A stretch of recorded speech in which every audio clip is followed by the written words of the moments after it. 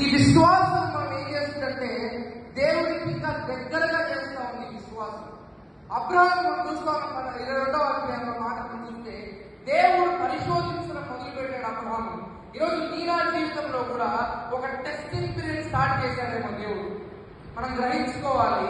మనం అనుకుంటా ఉన్నాం దేవుడు నా ప్రార్థన అంగీకరించట్లేదంటే ఆ ప్రార్థనకు తగిన పరిశోధన దేవుడు మనకి ఇస్తా ఉన్నాడు.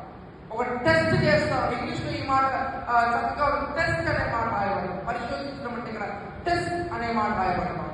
ఈరోజు మన జీవితాల్లో మనం గ్రహించాలి ఏంటంటే దేవుడు మనల్ని పరిశోధించే దేవుడు. హల్లెలూయా. ఆ విశ్వాసాన్ని కూడా పరిమాణం పెట్టాడు అని మనం చూస్తాం. రోమాపత్రిక 12వ అధ్యాయం 3వ వచనం చూస్తాం. విశ్వాస పరిమాణ ప్రకారం అనే మాట చూస్తాం. విశ్వాస పరిమాణం చూస్తున్నారనే మాట చూస్తాం. So faith has its own measurement. Faith is measured. ఈరోజు